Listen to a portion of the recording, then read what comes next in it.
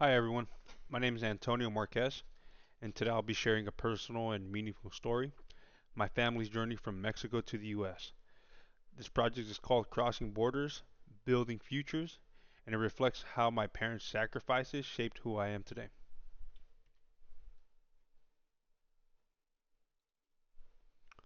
Why I share this story? I choose to share this story because race, gender, and migration shape so much of what family life looks like, especially in immigrant communities. This project is based on my parents' real life immigration stories, like my dad from Tonalá, Jalisco, and my mom from Los Mochis, Sinaloa, which is places in Mexico. Their experiences aren't just personal, they reflect bigger struggles and resilience seen in so many immigrant families, right? From Jalisco, Sinaloa, Mexico to California, United States. My dad was born in 1966 in Tonalá, and he came to the U.S. at just 7 years old, along with his 5-year-old sister. They walked up to the border and crossed by foot with a trusted man that they didn't know. Just by doing what they were told by my grandfather, they took a bus to LA, and that's where they met my uncle, which is my dad and my aunt's older brother, and pretty much started their life here in the U.S., being constantly back and forth from the U.S. to Mexico, because I did have my grandpa did have a home in Tonalá that they had. It's still there to this day. And also, on top of that, my mom, who was born in 1975, came at age 18 after dating my dad for about a couple months. She crossed the border with just the clothes on her back. She was scared and emotional, but trusted my dad to guide her through this new life.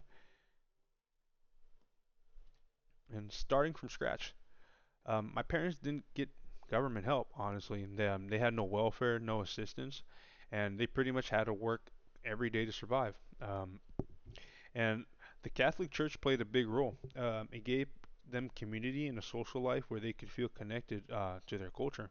More importantly, my mom learned English from people she met through the church. Some were bilingual and helped her communicate at places like the doctor's office, schooling, even things in regards to work. And she really appreciated a lot of the translators that were around, even with her picking up some things. And with that help, it kind of made her feel like she belonged in a sense.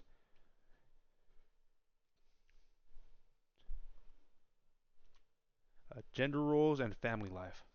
In Mexico, gender roles were very traditional, right?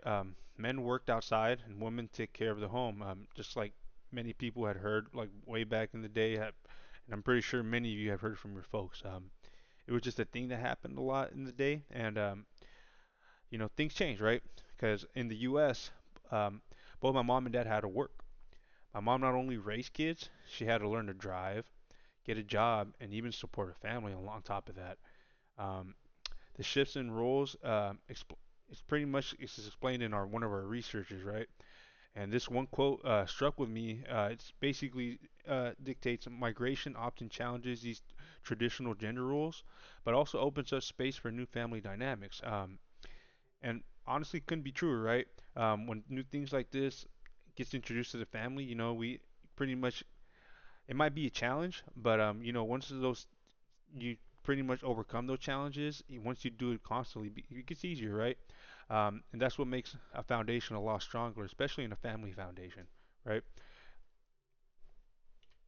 Um, we had no one but each other.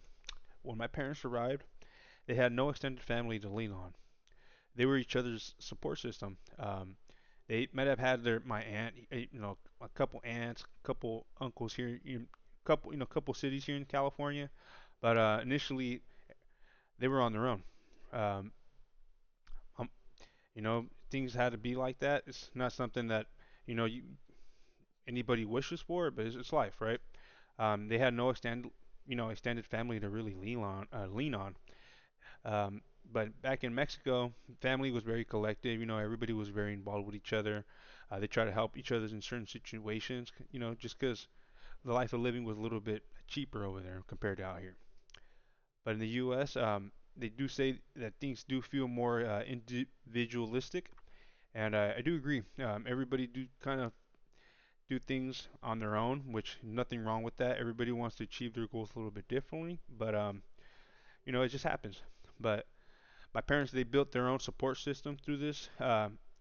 Them do, just being them too, and also with the church and the people they trusted through the church. And with that, it created their family that they have of their own, right? And pretty much achieving the American dream. My parents always dreamed of a stable home, having a good job, having a strong family, and always constantly getting better in education, things of that nature, right? Because every day you learn something new, and just that's just part of life. And you got to always be able to learn and adapt. Um, with that being said, my parents did achieve a lot of things being here in the U.S. for more than half their life now. My Now they are mortgage free in the home that they have built together. They currently have a home that's been paid off for about 12 years that they've been in for 11 years now. Um, and they couldn't be happier, right? That's something that not everyone can say, and I'm really proud of to say that because my parents have worked hard. They had to sacrifice a lot of vacation, a lot of things, just to not only have what they have, but also make sure that their family's taken care of on top of that. Um, and with that, their sacrifices help me enjoy the better life I have, and that's why we're always working towards improving every day. Especially myself, with going to school, working full time and things of that nature, as well as my sister. And we got some sociological connections here with the themes as well as like real life examples that I can pretty much make a connection to. Um, I know, like for example, this slide shows how real life connects to it. Migration and hardship, right? One example of that is that my dad crossed at a very young age, right? As well as not having any safety nets, as well as my mom, right? Just things that they had accustomed to, and just pretty much lean on both of them, on each other, just so they can push forward. And also there was this change of gender roles that shifted, right? My mom had to adjust to more of a different lifestyle here in the U.S. She had to learn to drive, you know, get a job, not be at home as often, and things like that happen, right? Especially when you're in a totally different lifestyle and you see how things are. And with that, there's also another one here that says that religion became the community, right? The Catholic Church offered my family the cultural support that they were looking for, right? So they could feel like they were at home as well. And with that, and with family as a social unit, they relied on each other through everything, right? Um, Pretty much like with bills, food, things of that nature, even with kids, family, all that.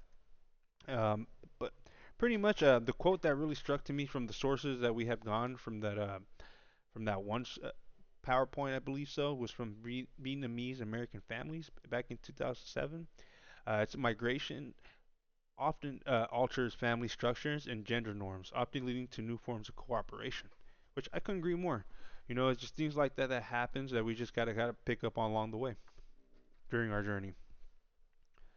And foremost, why the story still matters to me, and even why it matters, because these struggles are still real today.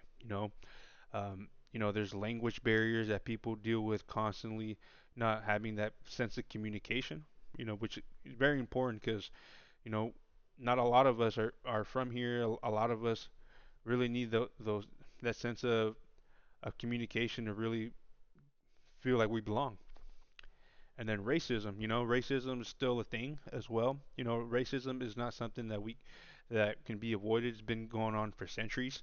Um, the only thing we can really do is get better, try to understand one another, and hopefully we all find something that we could all agree upon, or something that we all like, that we could all, forget about those differences, right?